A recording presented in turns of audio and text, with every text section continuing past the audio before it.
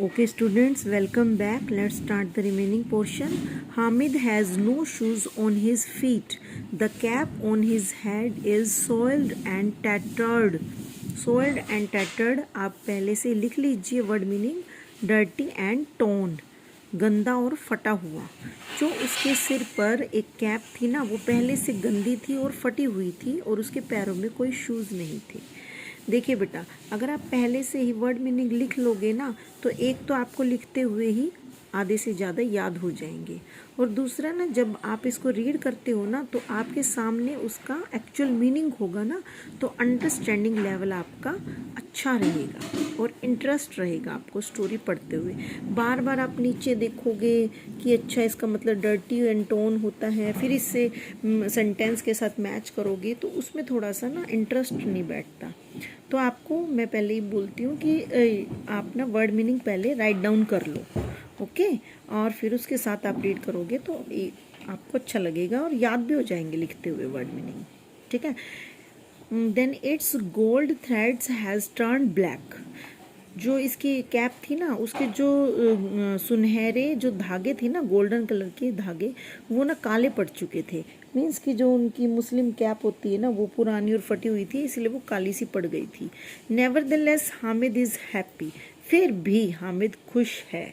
He knows that when his father comes back with sacks full of silver and his mother with gifts from Allah, he will be able to fulfill all his heart's desires.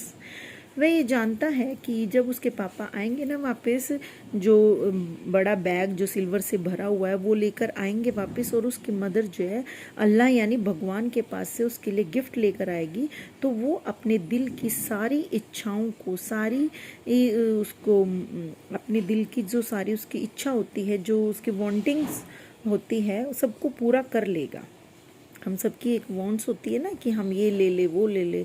Then he will have more than Mahmood, Mohsin, Noori and Sami. तो उसके पास फिर ये जो बच्चे हैं उनसे भी ज़्यादा उसके पास होगा, मतलब कि अच्छे कपड़े, अच्छे खिलौने, अच्छा खाना, ठीक है। इन हर होवल the unfortunate Amina shades bitter tears. लेकिन क्या था, होवल मीन्स स्मॉल हट, छोटी सी झोपड़ी में, जो अनफॉर्चुनेट इसीलिए कहते हैं ना क्योंकि वो बड़ी पुअर थी, उसके पास खाने के लिए भी कुछ भी पैसे नहीं बचे थे कि वो कुछ बना सके। तो अनफॉर्चुनेट मतलब कि जो है अनलक्की है। अमीना ने जो है अपने जो है वो आंसू बहाए, ठीक है, आंसू बहाए उसने अपनी झोपड़ी में कि भाई मेरा प्यारा पोता, उसको कुछ भी मैं खुशी नहीं दे पा रही हूँ क्योंकि मैं गरीब हूँ बहुत ही। तो बिटर टीयर्स यानी कि जो सच कड़वे आंसू, मतलब कि बहुत बुरी तरह से रोना, फुट फुट कर रोना। It is Eid and she does not have even a handful of grain.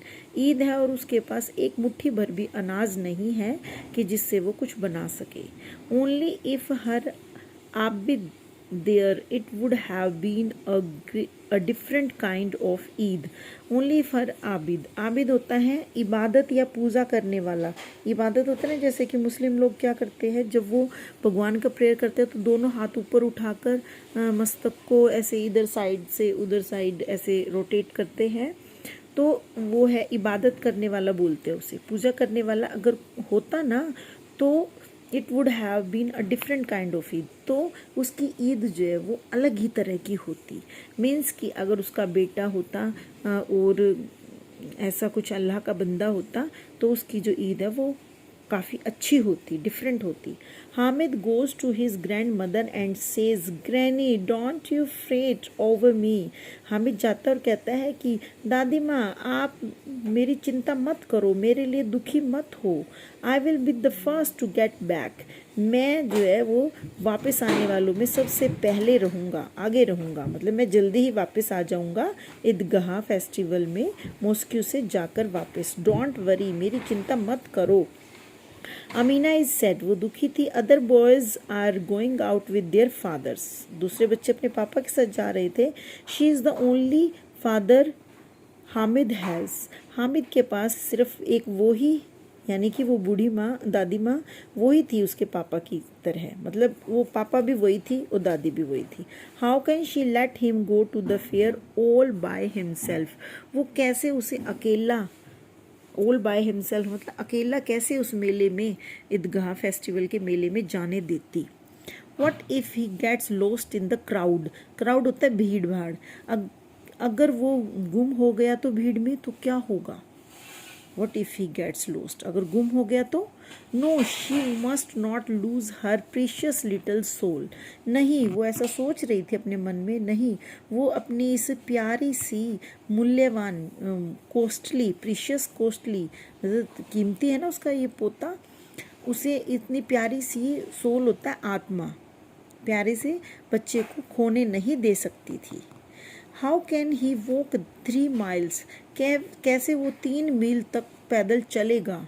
He doesn't even have a pair of shoes, उसके पास तो एक जोड़ी शूज़ भी नहीं है। He will get blisters on his feet, blisters होते हैं जैसे फोड़ा निकल जाना, छाला पड़ जाना, जैसे हम लंबा चलते हैं नंगे पाँव तो फिर छाला पड़ जाता है ना। A bubble filled with serum, serum होता है जैसे वो पानी सा नहीं भर जाता, पानी वाला बबल जो स्किन पर आ जाता है। If she went along with him she could pick him up now and then, if she went along with him, अगर वो उसके साथ जाए ना, she could pick him up now and then, तो वो उसे अपनी गोदी में उठा लेगी, आते हुए जाते अगर वो वहाँ पर जाए ना तो उसे अपनी गोदी में उठा लेगी। But then who would be there to cook the vermicelli, लेकिन यहाँ घर पर कौन होगा जो उसके लिए वेमेचिल बनाएगा। वेमेचिल वही सेवइयों की खीर, vermicelli. If only she had the money she could have bought the ingredients on the way back and quickly made the pudding, अगर उसके पास पैसा होता ना तो वो जो इंग्रेडिएंट्स ज़रूरी होते हैं ना खीर बनाने के लिए, जो मटेरियल नीडेड होते हैं, उन्हें वापस आते हुए ख़रीद लाती और फिर जो है उससे खीर बना देती, जल्दी जल्दी वापस आ जाती और जल्दी से खीर बना देती, लेकिन उसके पास पैसे ही नहीं है। In the village it would take her many hours to get everything, लेकिन गांव में उसे कई घंटे लगेंगे सारी चीज़ लेकर आने में। मीन्स कि वो कहीं से कुछ अरेंज करेगी, कहीं से कुछ अरेंज करेगी तो उसमें बहुत टाइम चला जाएगा ना, तो इसीलिए बोल रही है कि भाई अगर उसके पास पैसे होते तो आते हुए रास्ते में से ख़रीद लाती, लेकिन अब उसे इकट्ठा करना पड़ेगा कहीं कहीं से, तो उसमें टाइम लगेगा। The only way out was to ask someone for them, एक ही रास्ता है कि भी किसी से उसके बारे में पूछा जाए, मतलब किसी से थोड़ा सा दूध ले ले, किसी से सेवइयाँ ले ले ताकि खीर बन सके।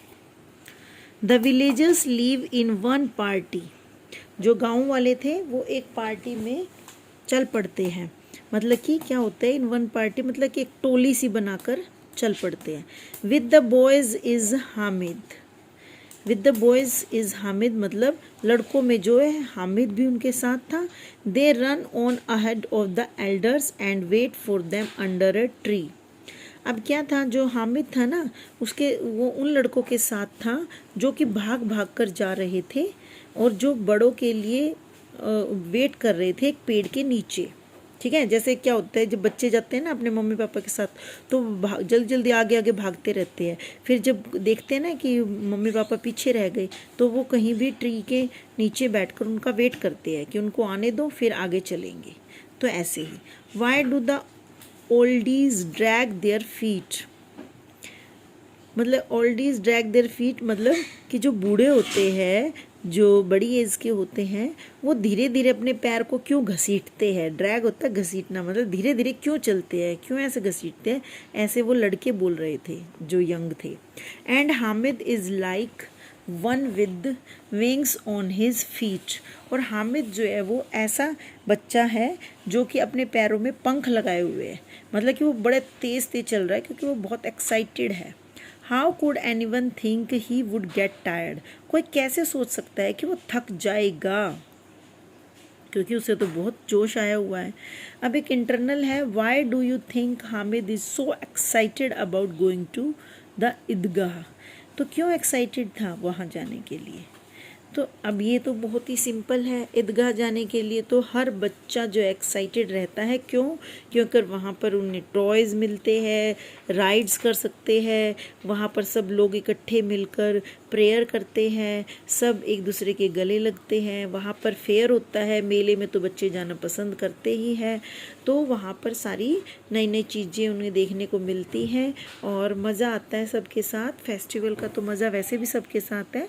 तो आप इस तरह से इसमें बनाकर लिखिए, बहुत इजी है, खुद से लिखिए।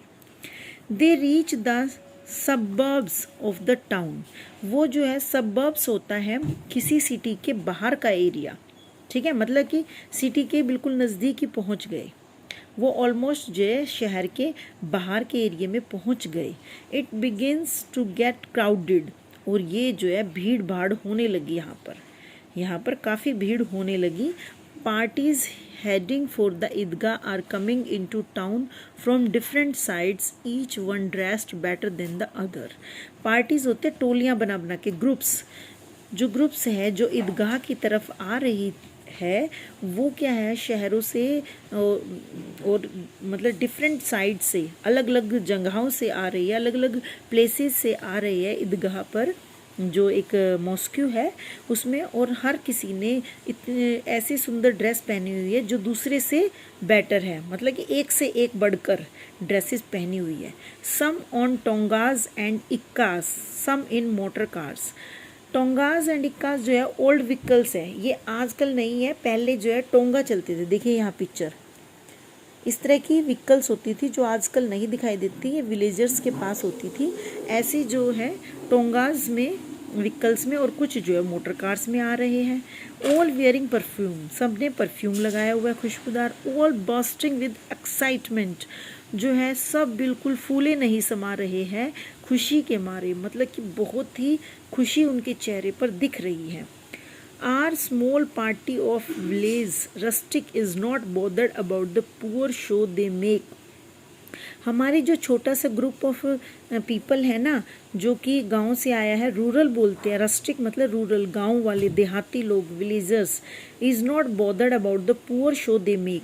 उनको कोई मतलब नहीं है कि भाई वो एक गरीब से दिख रहे हैं, ऐसे मतलब कि गरीब से टाइप दिख रहे हैं, पुराने से कपड़े पहने हुए, उन्हें कोई मतलब नहीं है। वो शांत है और पूरी तरह से संतुष्ट है, सेटिस्फाइड है बहुत ज़्यादा।